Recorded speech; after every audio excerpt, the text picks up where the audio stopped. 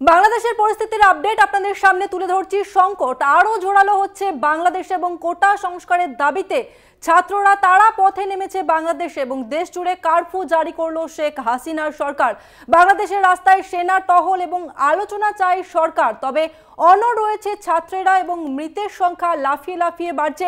এই মুহূর্তে যে খবর সামনে আসছে, মৃতের সংখ্যা 100 পার করেছে এবং মৈত্রী এক্সপ্রেস বন্ধ করে দেওয়া হয়েছে। এবং যে খবর জানা যাচ্ছে যে পুরলো জেল এবং পালিয়েছে বহু বন্দী। এই পরিস্থিতিতে অনেকে দেশে ফিরছেন। বেশ কয়েকজন বিদেশের পড়ুয়া অর্থাৎ যারা বাংলাদেশে পড়তে গিয়েছিলেন তারা ভারতে এসে দেশে ঢোকার চেষ্টা করছে। সংকট আরো জোরালো হচ্ছে বাংলাদেশে। কোটা সংস্কারের দাবিতে আন্দোলন চালিয়ে যাচ্ছেন পড়ুয়ারা।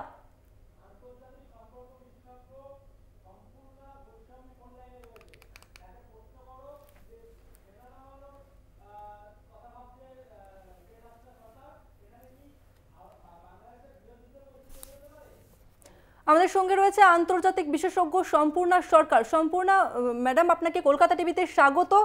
এই মুহূর্তে যে খবর সামনে আসছে যে বাংলাদেশের সরকার শেখ হাসিনা সেনা নামানোর কথা ভাবছে, তবে কি গৃহযুদ্ধের পথে বাংলাদেশ? অলরেডি ওখানে কিন্তু একটা মারাত্মক সিভিলিয়ান ক্রাইসিস শুরু হয়েছে। কারণ যেভাবে এই কোটা বিরোধী আন্দোলন এবং সেখানে বিরোধীদের একটা মারাত্মক ইনফ্লুয়েন্স, কারণ আমরা জানি যে বিএনপি এবং জামাত তারা একদম সরাসরি এই কোটা বিরোধী আন্দোলনের পক্ষে রয়েছে এবং তারা যথেষ্টভাবে জড়িয়ে পড়েছে ছাত্র আন্দোলনের সঙ্গে। কাজে ইতিমধ্যেই আমরা দেখেছিলাম যে সেখানে এই গোটা ছাত্র আন্দোলনটাতেই একটা রাজনৈতিক তকমা লেগে গেছিল। কিন্তু আশ্চর্যের ব্যাপার এই যে একটা গণতান্ত্রিক সরকার, কারণ আমরা জানি যে শেখ হাসিনা সে কিন্তু একটা প্রো ডেমোক্রেটিক আইডিওলজিতে বিশ্বাসী এবং সে নির্বাচিত সরকার।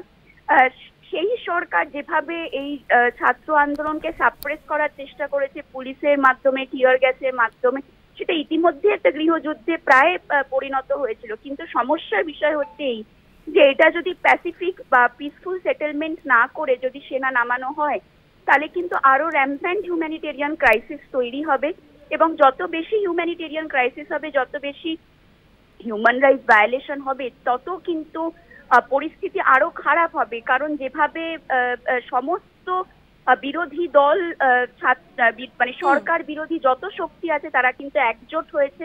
কাজে এটা এই সেনা নামালে কিন্তু পরিস্থিতি আরো বেশি সমস্যাদায়ক হয়ে যাবে, চ্যালেঞ্জিং হয়ে যাবে শেখ হাসিনা সরকারের জন্য। এবং আমার মনে হয় যে এখানে কিন্তু হিউম্যানিটেরিয়ান ক্রাইসিস যদি এভাবে বাড়তে থাকে, তাহলে সেখানে কিন্তু ফরেন ইন্টারভেনশন হওয়ারও চান্সেস থাকবে। যদি ফরেন ইন্টারভেনশন হয়, সেটা কিন্তু আরো মারাত্মক আকার ধারণ করবে বলেই আমার ধারণা। বেশ, ধন্যবাদ আপনাকে সম্পূর্ণা ম্যাডাম। আমরা কথা বললাম আন্তর্জাতিক বিশেষজ্ঞ সম্পূর্ণা গোস্বামীর সঙ্গে।